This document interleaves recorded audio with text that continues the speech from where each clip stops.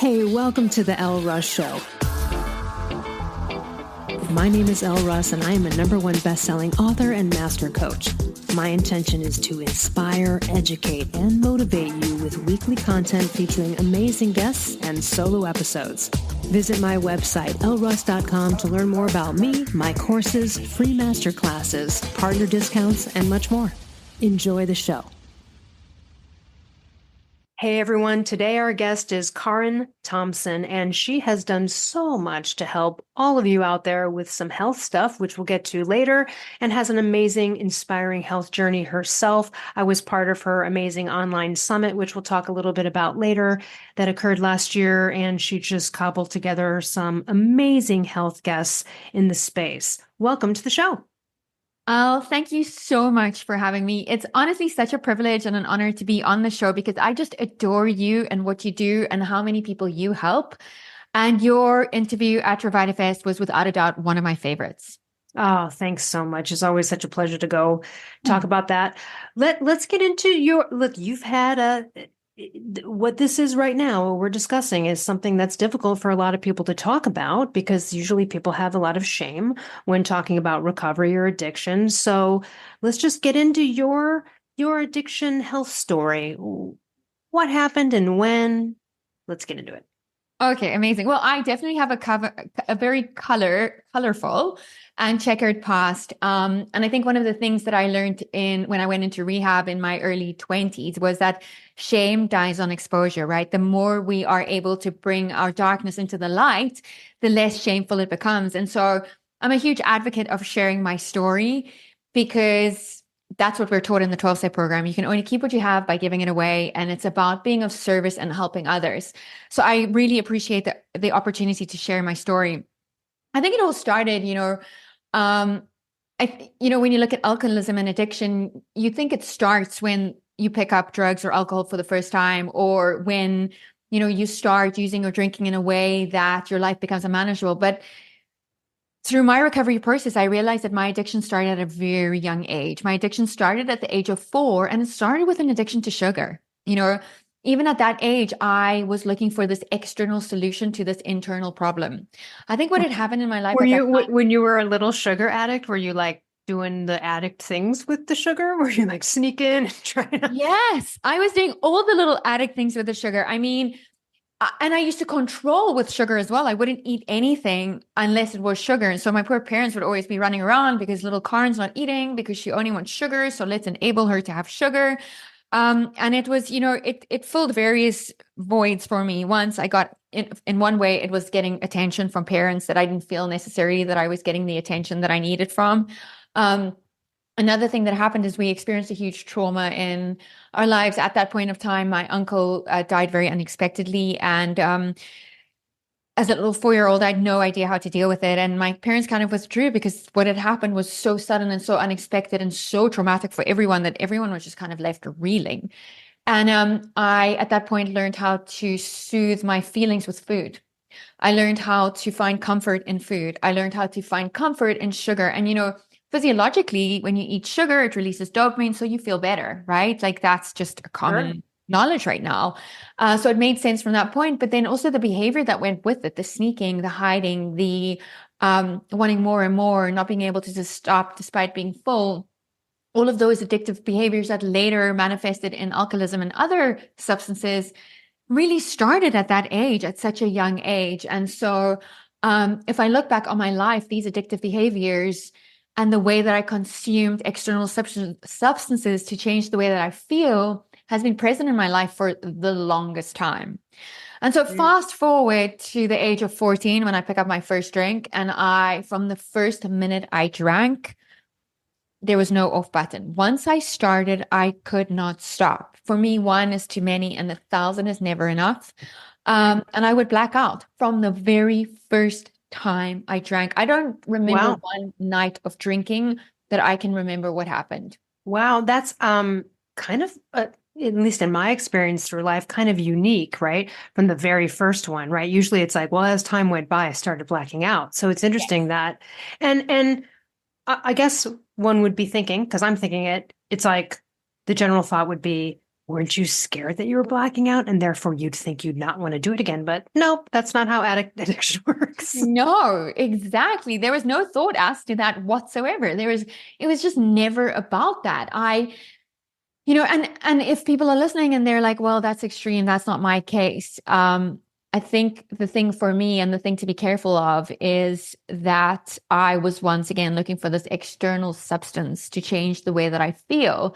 I never felt confident. I never felt beautiful. I never felt good enough. But once I drank, I did. I felt confident. I felt beautiful. I felt good enough. I felt that I could step out into the world and be this person who I so badly wanted to be, Right. but didn't know how to be because I had no confidence and no belief in myself. Well, what do they call that? Like liquid confidence, right? That, I mean, it's not, but it's, again, it is one of those things, right? The guy is like, it's the classic stereotype, have a few drinks to loosen up so then you can go hit on the woman, right? I mean, Yes. it's in our culture. Yeah. Oh my gosh, it is so part of our culture. And I can't tell you how many friends I have who need a drink just to go out or, still use it as a social buffer. And they don't have they don't necessarily have a problem, but it definitely is seen as that. And if you look at it, like alcohol has no positive effect on any part Zero. of your life. No. Zero. I mean, there's no nutritional benefit from it. There's just nothing. Anyway, I digress. I want to throw this out to you because you were a heavy drinker and stuff. So I've never liked alcohol. It was not my thing. I drove the drunk people home. You know what I mean? Yeah. But I liked marijuana. So I'm not good tissues over here. But what I noticed being a non-drinker my whole life was this stark difference. Drinkers are always trying to rope your shit into drinking, right? No, one more drink. I'll get you one more drink. Oh, come on. Or if you say, oh, no, thanks. So like, what? Are you not drinking? What, are you sober? It's questioned. I have spent my life around stoners in California. Okay. I have never once in my entire life seen anyone turn down weed and had the person go, what? You don't smoke weed? What, are you sober? What? Oh, come on. One more joint, Elle. Just stay for one more joint. Come on. I've never seen peer pressure and that kind of shit in that world yet. Drinking, ooh, people don't want to drink alone. They want you to be part of their thing, right? It's weird because it was so questioned, and so people look at it straight and be like, "But it's your birthday." I'd be like, "So who cares if it's my birthday? Why would I drink? I don't drink. Why?" Do you know what I'm talking about, Karen? And so Yeah. I've noticed that my whole life. And again, I know people that drink, regular balanced drinkers, but that is a big thing, and it always turned me off. I remember being like, why you got to be roping everyone in your shit? I don't see stoners trying to convince everybody and trying to rope everyone, making them feel bad about not taking a hit of weed. Like, it's a strange thing.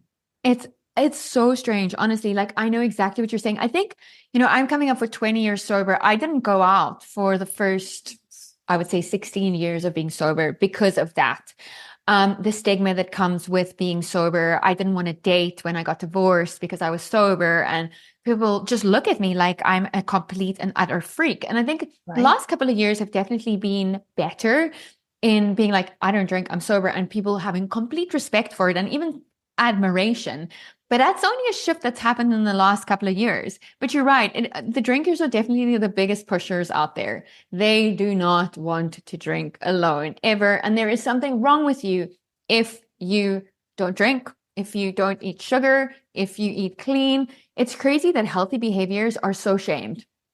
Yeah, it's weird. I mean, I do live in a place, living in Southern California, it's definitely way different here. There's a lot of sober people, there's a lot of healthy people, vegan people, like whatever, all different types that it's just sort of just kind of like accepted if you are healthy. But the commentary still will never stop, right? Like, oh, I even had someone say to me, I just ordered a meal at a restaurant with a bunch of other people. Someone saw what I ordered, which was just, I don't know, it wasn't like, oh, I didn't order a salad. It was just normal. And they're like, oh, you're so healthy. As if like that's like, why would you make that comment? Like, I don't know. Like, it's just very strange. You're right. You're going to have people sort of project something onto you when you're not part of this consuming world. But let's talk about after the drinking, what led you to, was it just the party atmosphere? You tried cocaine and then you were like, oh, this is my jam. Like, where did it go? Well, I got into the modeling industry at the age of 16, which literally for somebody who has like low confidence and body I was image gonna issues, be like, that's the and like worst. everything, there could not be a worse industry. So I'd already, because of the way that I grew up, placed a ton of emphasis on my external appearance and just never feeling good enough. then I go into an industry that is basically, I mean, it is only based on your external appearance. And every day, the rejection, I would go from one casting where my nose would be too big to the next casting where my nose would be too small. It was just like this constant rejection of what I looked like. And I internalized that in such a big way. And I took it so personally. And my confidence just went further down the toilet. My self-esteem went even worse. And I just felt like shit the whole time. And then I discovered cocaine. And from the first moment I took it, I was like, oh my gosh, I feel confident. I feel beautiful. I feel good enough. I feel like I can conquer the world. So the same as alcohol, but way more of a functional Well, drug. functional, Right? exactly. Like it's And giving that's you the the same thing. feeling the alcohol did, but not allowing you to, right? You're like be able to be present. So I can Exactly. see And it being like your new best yeah, discovery. it was my best friend completely. And I think, with alcohol, the thing is that I don't like to feel out of control. I'm a control freak. And so when drinking, I would start feeling out of control and I hated it. But, with cocaine and other stimulants or uppers, they made me feel in control. They made me feel that I was capable. They made me feel focused. They made me feel that I could take on the world and that I could be successful. And I really had so little confidence that anytime I was able to do cocaine, it was just amazing. But the next day, oh my gosh, the shame, the guilt, the hangover, Mm. the beating up myself, the fear, the what did I do last night? Why did I spend so much money? I don't have money. The unmanageability that came with it was not worth it. Yet despite that, I couldn't stop. Yeah, that's an interesting thing too, because it is so much more expensive, right? Than the drinking. So that's another Yeah. problem element now in your life, switching to that. Absolutely. And I've never been one of those people who will use other people's stuff. I'm like, to a fault, self-sufficient. I will not accept help. I will not accept anything. Like I have to do it all myself, which I'm trying to work on to being a little bit more open to receiving things. But anyway, so I was never one of those people who had other people buy stuff for me. So financially, it affected me deeply from the get-go. Yeah. But despite that, I How kept long did going. that go on? How long were you like, oh, I'm doing coke every day. Like I'm a cokehead. I was never doing anything every day, I have to say. That was Okay. one of the things. I was more like of a binge drinker or a binge user. I didn't need it every single day, every moment of the day. But when I did use it and when I did start, I couldn't stop. A lot of I think the uppers that I took were around losing weight and being thin. Being in the modeling industry in the 90s was like the whole wave era. So we had to be as thin as we possibly could, no muscle, no fat, just skin and bone. And I remember I was probably, I don't even know in pounds, but in kilograms, gosh, I don't know. I was probably about 20 kilograms less than I am now. Um, and the agent in the modeling agency, I remember him telling us one day, you guys need to do whatever you can to lose weight, even if you have to chain yourself to the sink and Okay. drink water for a week. You all need to lose a lot of weight. And it was just this era of unhealthy, very abusive. I didn't have my parents with me. I had nobody to look after me or protect me. And it was just a very predatory space. And I think so much of what happened, I try to shut away as well by using these external substances to like just block out what was going on around me. What were the moments that led to the, okay, I got to do something about this, right? I mean, Yeah. usually there's a bottom, but what was preceded that? I think one morning I woke up, I was 24 years old. I'd stopped modeling and I kind of moved into styling and interior styling and clothing styling for TV shows and magazines. And I didn't enjoy it. I really, really hated it. And we had this huge party one night in Cape Town. I was living in Cape Town again, and they were shooting this big Hollywood movie there, and we had this after party, and it was wild. It was totally wild. And I remember I had to lead this very famous actor, I can't say any names, around the swimming pool, and he was dressed up as a gimp. And it was just such a bizarre experience. It really was. And I woke up the next morning and I was just horrified by myself. And I remember going to the bathroom and I was so dehydrated, drinking water from the tap and like looking up and seeing myself in the mirror. And I was like, I have no fucking idea who I am. Mm. You know, the person who was staring back at me from the mirror was a complete stranger to me.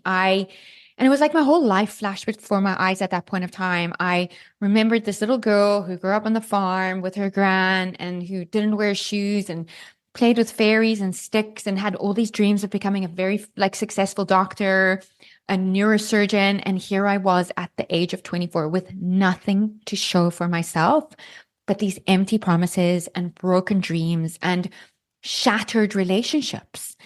And I just, this realization that set in was so heavy. And I remember just standing there thinking, I am a disappointment. I'm 24 years old. I don't have friends anymore. My family is literally at the end of their tether with me. What am I going to do today? And I Mm. came so close to taking my own life that morning because I had like a ton of Valium stored up that I could have taken and just gone to sleep. Yeah. And something in me was, there was something deeper in me that said, this is not your time. Do not give up. You have passion. You have purpose. There's a greater need for you to be on this earth. Don't give up. And that moment was the moment that I chose to live a life of passion and purpose in recovery, no matter how hard it got. And that was the start of my journey, my 9-month journey in rehab, and then sobriety beyond that. Let's talk about rehab. Oh, So, yeah, right. So, again, was it 1 9-month stint? Was it outpatient? Give us like, how did you just go to your parents and go, I need help, get me somewhere? yeah, I think, I told my dad, I was like, I'm having a breakdown. I need help. Well, actually, my best friend did. And he was like, oh, we should send you to a horse farm because I love horses. And I was like, that sounds amazing. Like a spa, horse farm, exactly what I need. And my mother was like wiser. And she just said, Mm. absolutely no chance. You have a problem. I've known this for the last however many years. I'd always managed to get out of, I would switch my urine for when we did drug tests. Like I was such an addict. I was just smart. Mm. And so she was like, I'm booking you into rehab. So she booked me into rehab. I did a detox facility and primary care for 4 weeks.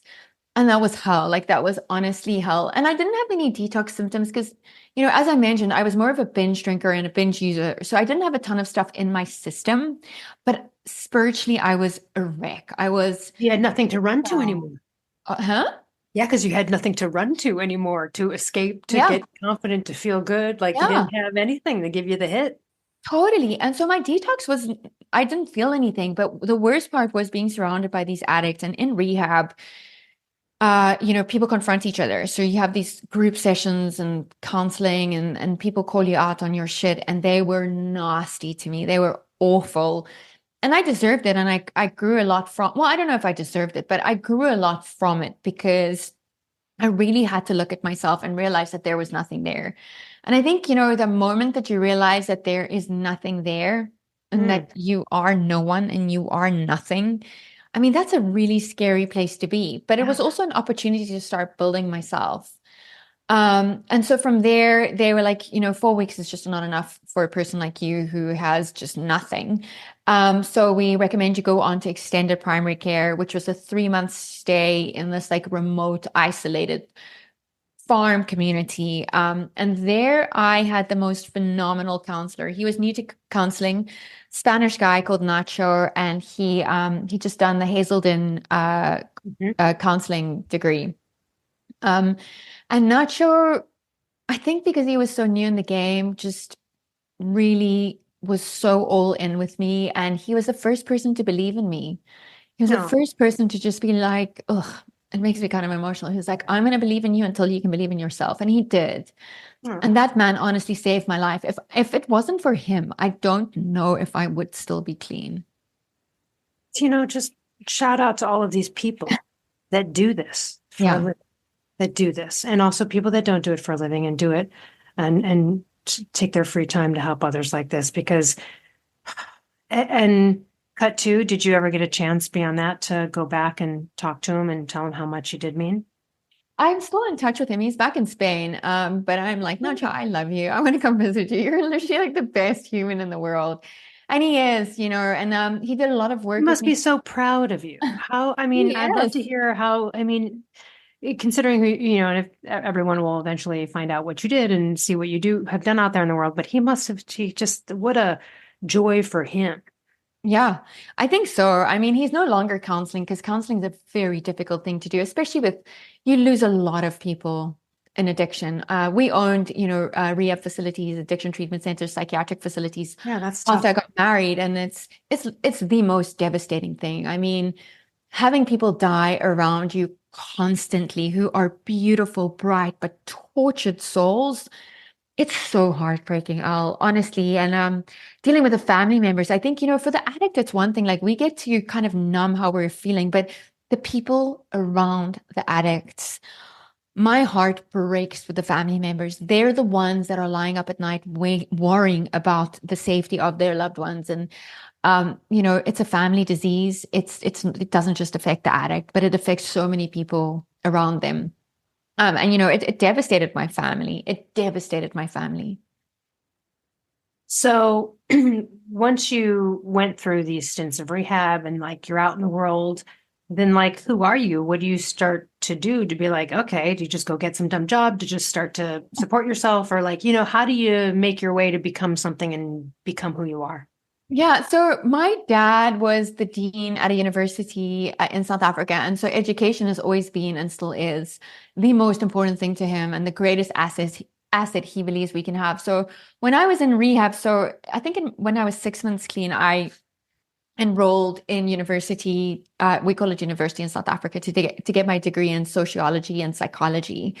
And so I got my bachelor degree in psychology, and then I met a guy in recovery and I fell pregnant before I could do my master's and my PhD.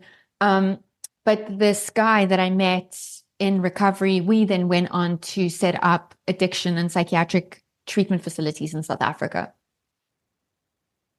Paying it forward. Amazing. Yeah, no, it was an incredible time. It really was. Let me ask you this about the recovery part. Okay, so now you're out in the world, you're sober, but then how long does it take you to feel really comfortable in that sobriety in terms of where you're not feeling like, no, no, no, any moment I might take a drink. Like I'm sure I hear it's so different from people. Some people are like, oh, the day I decided to quit, I knew in my head I was done. And then I know people that were reluctant and struggling for 2 years, even though they were sober for 2 years until they finally were like, okay, I think I'm feeling clear. Not to say that anyone gets fully clear. I think you know what I'm asking, right? Like, what was that Totally. like? I think 5 years, to be honest. It took me to feel like I had a solid foundation. And then again, I was going to 2 meetings a day. I was working the 12-step program consistently, continuously with my sponsor. They call us step work Nazis, for lack of a better term, but it's like people who really believe that the spiritual component of the program is huge and what changes their life. And that was me. I knew that I would do anything. I made a promise to myself that day that I would do anything to stay clean and to find my passion, my purpose. And I remember early on in rehab, I would sit in these groups and I'd be like, but what is my purpose? Like, what is my purpose? What is my passion? I don't know. I don't know. It scares me. And to be honest, I still don't really know, but I know now that I am brave enough to take action to try figure it out. There you go. Um, You're confident enough to just push yeah. forward and inward and upward. Yeah. Yeah, but 5 years, I would say, until I felt comfortable. I think 10 years before I even would go out with friends who drank. 15 years before I would feel comfortable even going to a bar or a club. I really had to get confident in myself, and I was very lost. So I was probably like one of the worst cases. And but there's a saying in recovery that you're a newcomer until you're 5 years clean. Mm, yeah. So yeah, and anyone who says, "Oh, I don't feel like it anymore," I call bullshit on that. I really do. I don't necessarily crave substances anymore, but I do crave to take away the feelings. I do crave to escape. I crave Sure. to just change what I'm feeling. I hate feeling. I don't enjoy feeling as an addict. Right. Oh, it's so hard. Well, I get that because you had a mechanism by which to dampen and squash and sort of put nice light sprinkles on the emotions at the time, right? Yeah. It made it worse the next day for sure, but like at the moment, and then in these moments, right? When you are frustrated and you normally go for something, right? You don't have that I can see how you're like, damn it, now I gotta fucking deal with it with like a sound, rational, sober mind. Like, I don't want that. I get that. I Exactly. can see how a former addict would be like, oh shit. But I get what you're saying. You're not like about to go for a drink in those moments. It's just that you're still like, okay, reality. Yeah. Totally. Absolutely. Yeah. And so I think that that's definitely for me how I struggle with my addiction or my addictive behaviors or just the way I'm wired and my brain works these days. And, lifestyle plays a huge role. It's not just about working the 12 steps, it's about what I eat. I mean, it's about my hormones. Like, all of this way Mhm. more than me. It's about getting active. It's about doing hard things. For me as an addict, I wanted the easy path. I wanted to not feel. I make a point of doing something that challenges me and that's super uncomfortable every single day now because I know that's how I grow.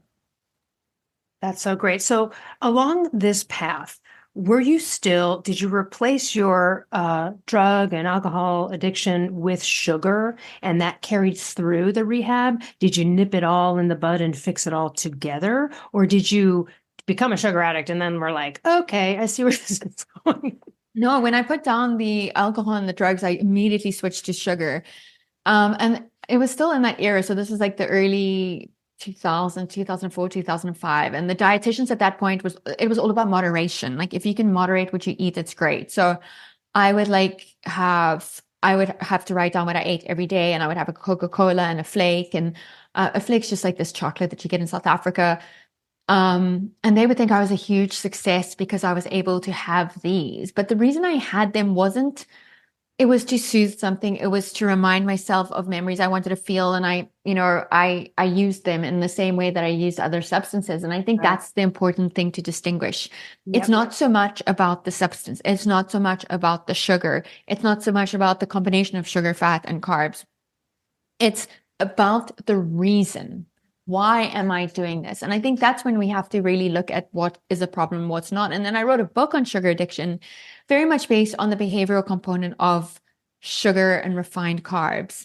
But anyway, so I was in treatment, huge success with my eating disorder and my sugar addiction. We didn't know sugar addiction then. And when we opened our own centers, I remember people coming into treatment with us, and then they would be like super thin and like just emaciated and like just look terrible. And a year later, they would come back like literally 3 times their size.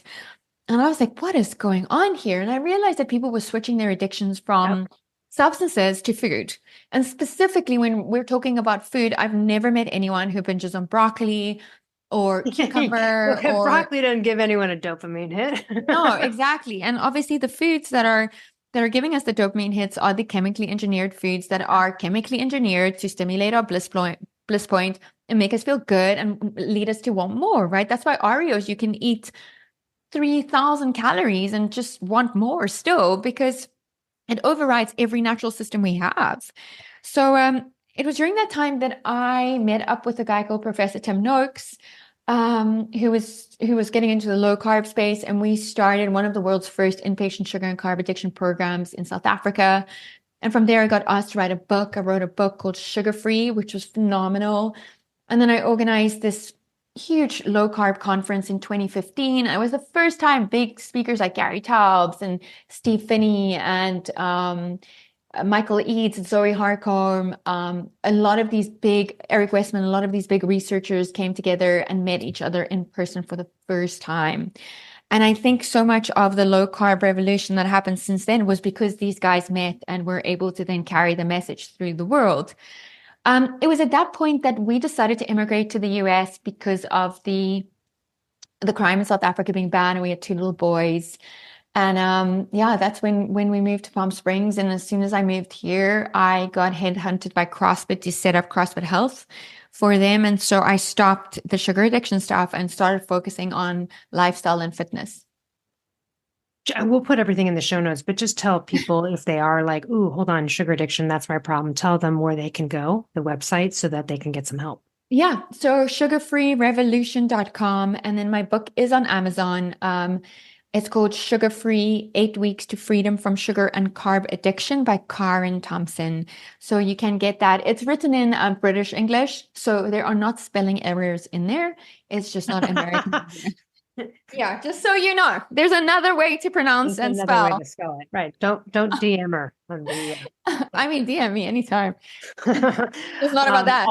yeah. And also for people listening, Karen is spelled Karen, even though we pronounce it a little differently in the States. And then her last name is Thomson, Yeah. Thomson. You know, you mentioned some really heavy hitters. And for people that don't know, all the names that she mentioned there are like the granddaddies of this whole thing. Yeah. They are huge. One of the things I really, I learned about Tim Noakes through Mark Sisson. Yeah. And one of the things about Tim Noakes that I love, or when I tell the story of him, is, he's a great example of someone who came out, fell on his own sword. He wrote a book years prior. I'll just give an overgloss and you can correct me, but he basically wrote a book years ago back in the day that was like, yeah, carb up, glucose is the thing, right? Then he realizes, Yes. it's not. He got type 2 diabetes. And then he came out and was like, I had it all wrong. I'm sorry. Don't eat, 15 loaves of bread before a run. There's a different thing. And he got just his ass handed to him by everybody, which is crazy because what he was presenting was amazing. But he was one of the people that started it, and to come out, and I just want to share that with the audience. What a noble thing. You're someone who declared a thing that you said, this is the way it is. And then later you actually come out. The lack of ego to be able to go, I was freaking wrong, guys, and take the heat for that. So I really have always appreciated him, and his work is, it's amazing. Oh, it really is. And the conference, actually, we a huge part of creating that conference and deciding to do it was to support him from all the backlash that he was getting by telling diabetics to not eat refined carbs. That's it. Right. Yeah, exactly. It was He's just saying, hey, you're going to insanity. make your diabetes worse, which he's right. And the only way to cure type 2 diabetes is through diet adjustments, not through, not that Yeah. you couldn't use other interventions, but he was Yeah. really one of the first major researcher guys to come out. So yeah, I've known about him for like 10 years through Mark Sisson, and I know Mark Oh, has spoken with him before too. So what yes. an amazing thing you provided for all of those people to come together. And then again, all of this work that you've done since then. You know what I want to ask is that moment back then when you were like, oh my God, like, I don't even know who I am. Who am I? I'm nothing. I'm just like, this empty whatever. And now, even though you said, yeah, we're all still finding our purpose each time, right? You did the Yeah. sugar thing and now you're like, what's next, right? Of course, we move on.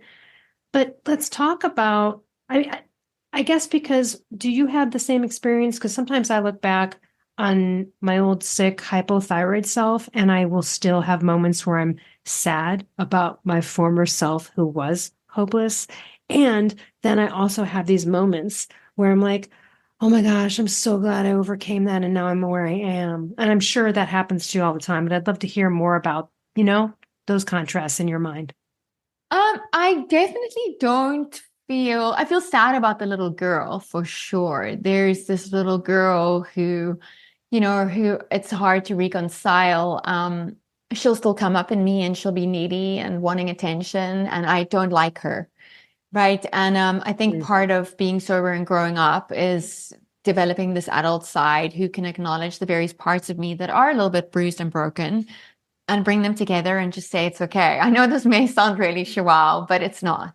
It's just like these various components of us and our wounded selves and trauma that we've experienced.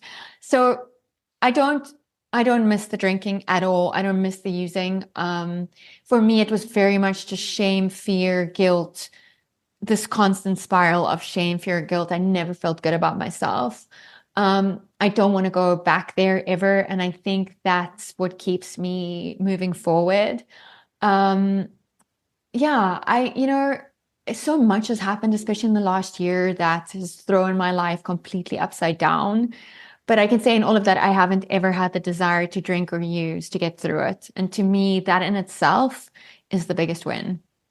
Yeah. Well, I would say too, I was thinking the contrast of like the confidence, the person you have become character-wise that you've developed. And I don't know, I'm just imagining moments where you might look back and go, oh, thank God I'm not there anymore. Like you must Yeah. be so proud. Grant, we all have challenges in life, but you must be so proud of the person you have become. Oh, for sure. Nothing that I have in my life right now, I would have if it wasn't for my sobriety, my recovery. I've got two teenage boys who drive me insane, but there's no one I would rather be with than those two. Even when they're moody and miserable, I adore them. They're such good boys. They have such beautiful hearts. They are the ones that reflect everything that I like and dislike about myself back to me. And Mhm. they're just honestly the greatest gifts in the whole world. Today I feel confident. I feel beautiful. I feel like I can conquer the world. Am I doing it? I don't know. Am I very hard on myself? Absolutely. But if I look at where I was and where I am today, which I don't often do, I have to say that I'm a freaking badass. I am a powerful woman with so Yes. much to offer. You are, and you are beautiful and wonderful and confident. And again, I think it's amazing what you've done.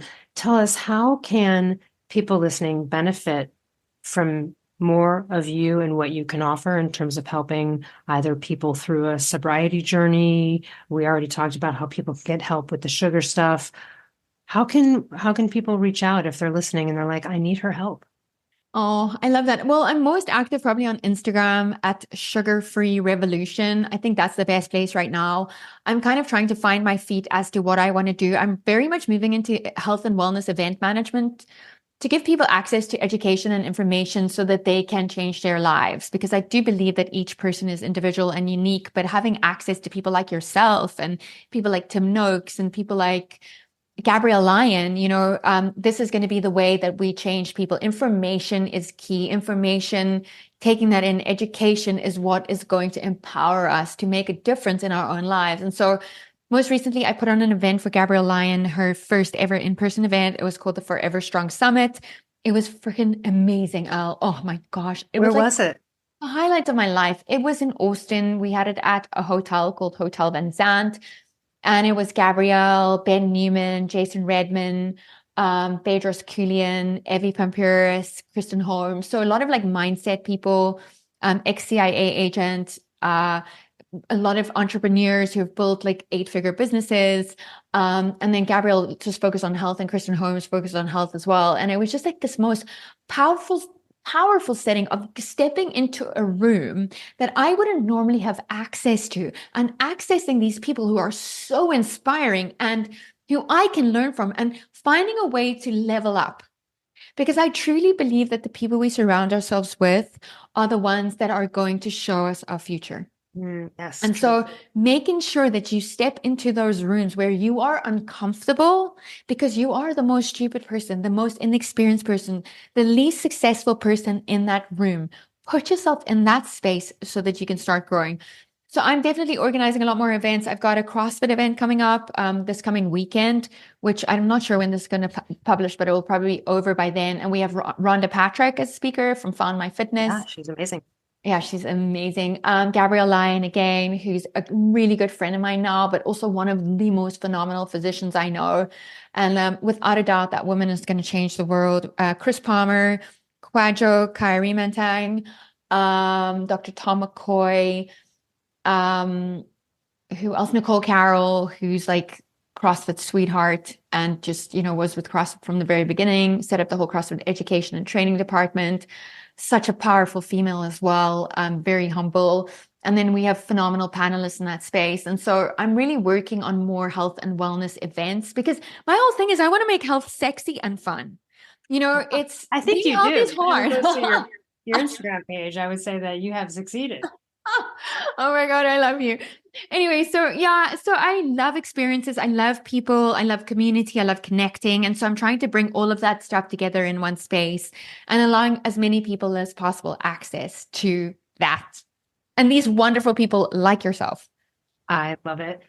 I mean, all that you've done to help others, to get the word out, it's just great. I love that you're still inspired to keep doing it. And this is, again, I think a great example of what a big change like that in someone's life can make, what you've done. and then also helping other people do it too. How wonderful. Thank you so much for joining us. Is there anything else you'd like to leave with our audience before we go?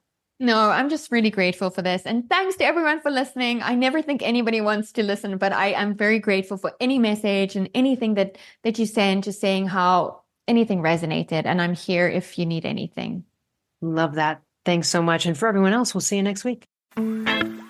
Hey listeners, over the years, a ton of companies have approached me to collaborate, but I will only promote companies whose products I believe in and that I actually use and consume on a regular basis. So let me tell you about some of my favorite companies that I can offer you discounts for. Rep Provisions, an amazing company doing incredible things for our planet, topsoil, and animals with regenerative agriculture, and it's my #1 source for quality pasture-raised meat and chicken. Visit repprovisions.com and use code L15 for 15% off. I'm also obsessed with a company called Carnivore Crisps. They make a lean, all-natural, and delicious alternative to conventional snacking, made with just real meat and real salt. Totally addictive, and my favorite ones are the beef brisket and the ribeye. Visit carnivorecrisps.com and use code PALEO10 for 10% off. I also love and regularly use Paleo Valley products. They make amazing supplements and delicious paleo products. I use the superfood greens powder, grass-fed beef sticks, the organ complex, and their bone broth bars. I love the lemon and apple. I also use their essential C complex and more. Visit paleovalley.com/promos/Elle Russ for 15% off. I also love Primal Kitchen. They make delicious paleo-approved, gluten-free, grain-free, soy-free, and no refined sugar products, and I use them daily, from their collagen powders and sauces and marinades to their avocado and olive oil. So good, so healthy. Visit primalkitchen.com and use code L10 for 10% off. I also love paleo powder and use it almost on everything I cook. They make incredible seasoning blends, and they also have these incredible grain-free coatings that feel just like crispy breadings that you would have had prior to knowing that there's another way. So visit paleopowder.com and use code L15 for 15% off.